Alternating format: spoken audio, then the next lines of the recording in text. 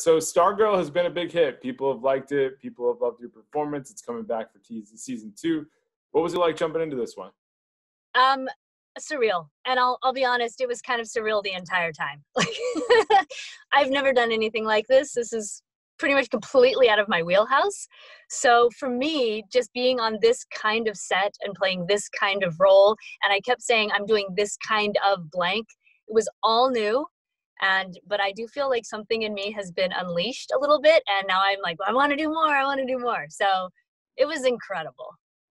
Well, I think it's really cool that there's so many different layers to your character, and it's like you get to tap into playing a villain. You obviously have the Paula Brooks side. What was it like navigating both of those parts?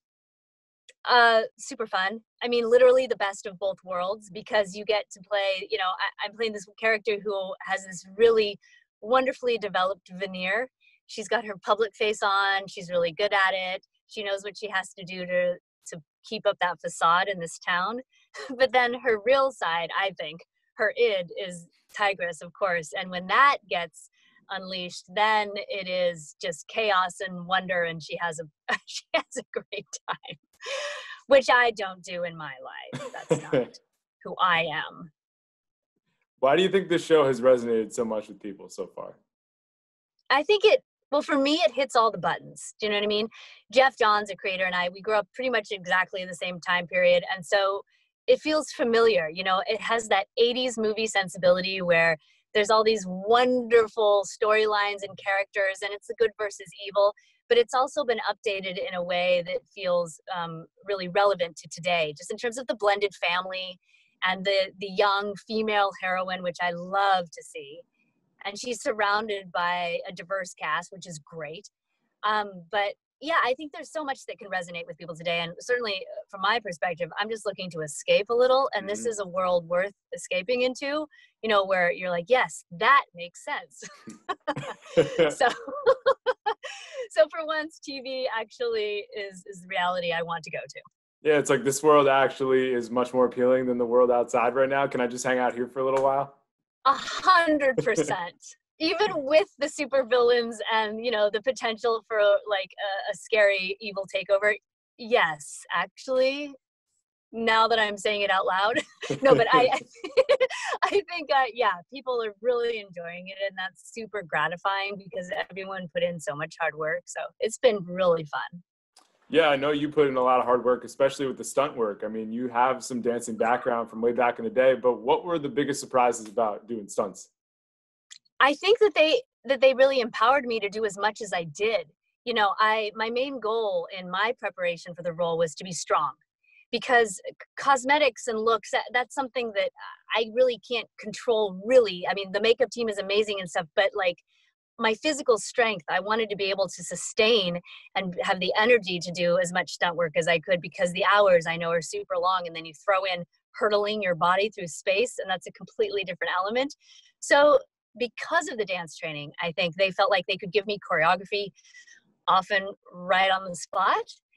And I was able to hide my sheer terror and just push through it. And Lauren Mary Kim, who is my incredible stunt double, held my hand through the entire process, step by step, kept me safe, made sure that I was in the right place at the right time. And sometimes that means like a millimeter's difference. You know what I mean? So yeah, that was very eye-opening to me. And I was so thrilled to do as much stunt work as I did. It was so fun. But Lauren, man, she is incredible.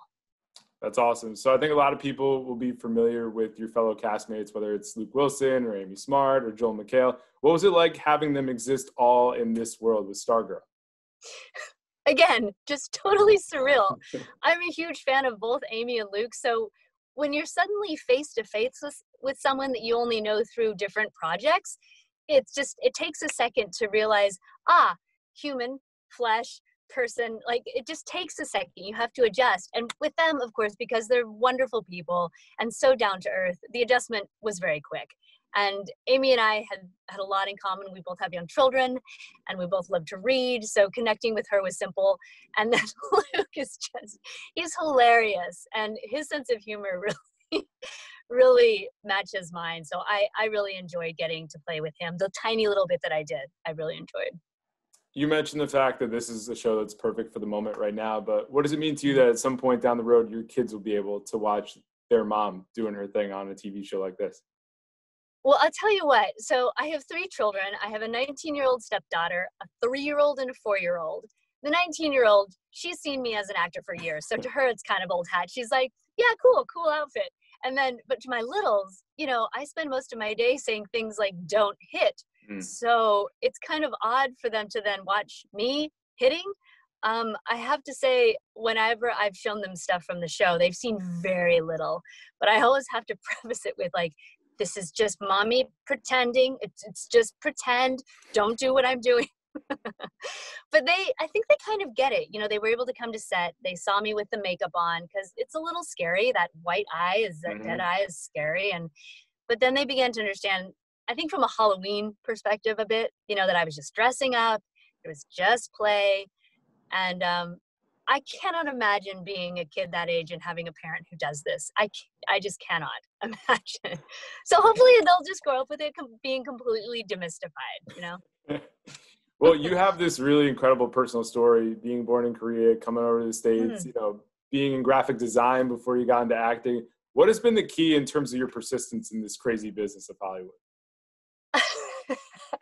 You know what? I think I was really lucky. I had two parents who encouraged my pursuits, no matter what they were. If I was passionate about something or drawn to something, they supported and encouraged it. And I think because of that, it's led to me allowing myself to go in sometimes completely divergent directions. You know, to have graphic design was never my intention.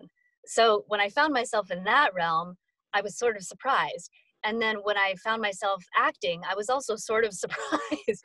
But I gave myself permission to follow a passion. And I hope I'm giving my children that as well, because it's been the only thing that has kept me going forward, as you say, is just the freedom to pursue what you're interested in and not limit yourself, which is hard sometimes.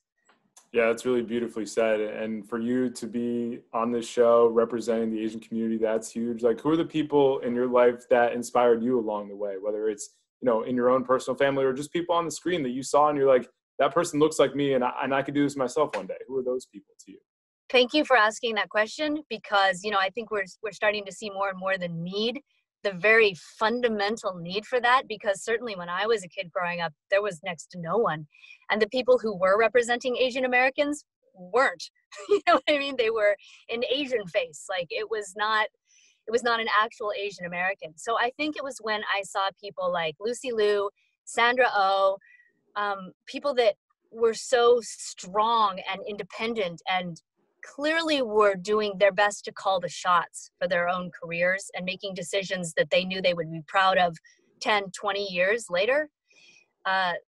At the time when I saw them, I didn't have any idea I was going to do this, but that was huge to see those faces on screen. You know, Daniel Day Kim, my God, like that makes such an impact to a kid, to a young person, to an adult, frankly. Still, now I see a new Asian actor and I'm like, oh, who's that? And I immediately look them up and I'm like, oh, I just celebrate every single person I see on screen, because we are not that many still. And there's a long way to go. But one step at a time, we're getting there. And getting those people also in positions of leadership and having those people producing and writing and being at the top of the food chain, because those are the people who should be authentically telling the Asian American story, not another white person telling the Asian story. Like that makes such a huge difference when it's actually authentic to who that person is and who has lived that story. You are so right. I'm so glad you said that, because really, yeah, it's about all the support systems. The actor is the person who gets literally all the lights and the action, but we are just one small part of this. And so, yes, from a fundamental standpoint, things have to shift. And absolutely, stories need to be told from the first person. Like my friend Lin Chen, who just wrote, directed, and starred in her own movie. And, you know, that was all her love and attention and experience and lens that she brought to that. And it was completely her project because of who she is. And so, yes, the writers' rooms must be staffed with diverse writers and producers. And it's really inspiring to me, because I have never thought of myself as anything but an actor. That's been very satisfying for me. But lately I've been more interested in being in one of those positions, just to be able to empower from that angle as well. It would be Yeah, I really mean, your cool. life story would certainly make a great show or movie down the road. I mean, I wouldn't be Oh, surprised to see that. that's nice of you to say. That's very kind. Thank you. Joey, for the people that haven't checked out Stargirl yet, obviously there's a little more time to watch some stuff these days. What is the appeal to jump in if you haven't checked it out yet? Well, I mean, it's got such a wonderful transformation story, and that always appeals to me. I love a good montage. I love a good transformation montage, and I love someone who discovers a secret and then makes it their own. And that's absolutely what the main character Courtney does. You know, she discovers this cosmic staff. She discovers this suit.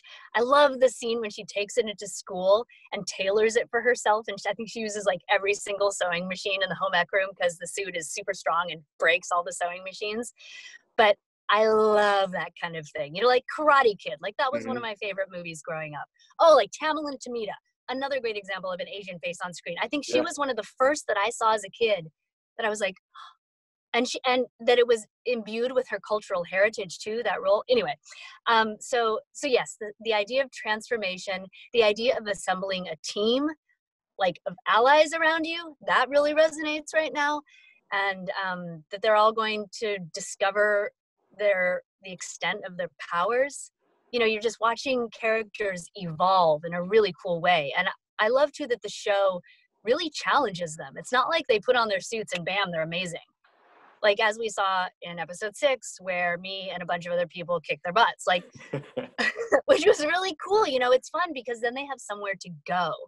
And I think as a viewer, I really want to watch the long-term development of a character. I don't want to just see the cake with its frosting ready to go. I want to see the whole thing being made. And the show does a really good job of doing that. Your show has a little bit of something for everybody. That's Joy Osmanski from Stargirl. Joy, thanks so much. Best of luck, and we'll talk to you down the road, all right? Thank you so much.